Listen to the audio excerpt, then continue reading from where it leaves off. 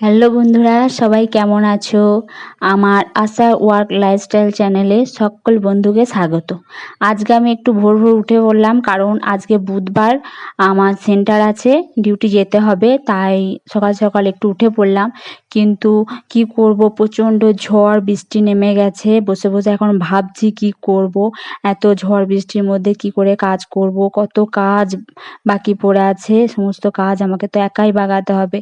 তো কি করব, বৃষ্টিতে ভিজে ভিজেই এখন ঝাঁট দিতে হবে, তো তাই বৃষ্টিতে ভিজে ভিজেই মাথায় কাপড় দিয়ে ঝাঁটটা দিয়ে দিচ্ছি। এরপর আরও অনেক কাজ আছে, সেগুলো সব করতে হবে।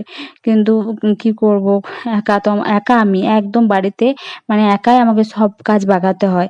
মাঝে মধ্যে মেয়ে দু একটা কাজ করে দেয়, কিন্তু মেয়ের তো টিউশন থাকে।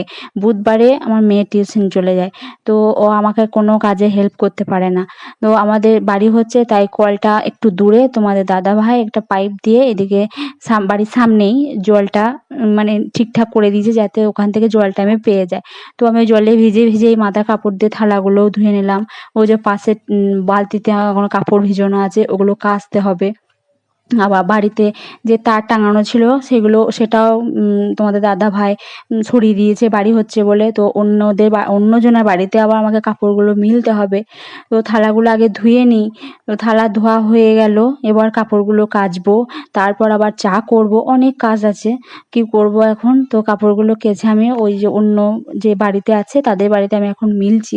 কি করব, মিলে দিই। মিলে দেওয়ার পরে তুলে নিয়ে আসবে মেয়ে গিয়ে। আমি তো সাব সেন্টার চলে যাব, কিছু করার নেই, আমি তো তুলতেই পারবো না। তো আস্তে আস্তে সমস্তগুলোই মিলে দিচ্ছি।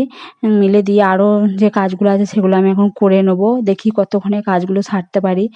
তো সমস্ত কাপড়গুলো আমি মিলে দিলাম। আমি মানে খুব তাড়াহুড়োর মধ্যে আছি, মানে খুব তাড়াতাড়ি আমাকে কাজ করতে হবে। এখন বৃষ্টিটা থেমে গেছে, তো স্নান সেরে নিয়ে পুজোটা সেরে নিয়েছি। মানে সকালবেলায় পুজোটা না করলে আমার সারাদিন মন ভালো থাকে না, তো আমি পুজো করে নিলাম।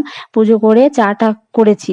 চাটা বাড়িতে করে নিই, শাশুড়ি বাড়ি গ্যাসে করে নিয়ে এসেছি, কারণ আমার গ্যাস নেই। তো এবার রান্নাটাও আমি ওই আমার শাশুড়ি বাড়িতেই করব। তো সমস্ত চাল ডাল সব নিয়ে ওখানে চলে এসেছি।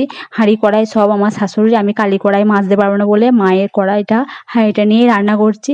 তো আমার রান্না হয়ে গেছে। রান্না করেছি হচ্ছে আলু মাখা, শাক, আর পটল আলু ডিম দিয়ে ঝোল। তো এখন আমি খেয়ে নেবো, খেয়ে রেডি হয়ে সেন্টার যেতে হবে।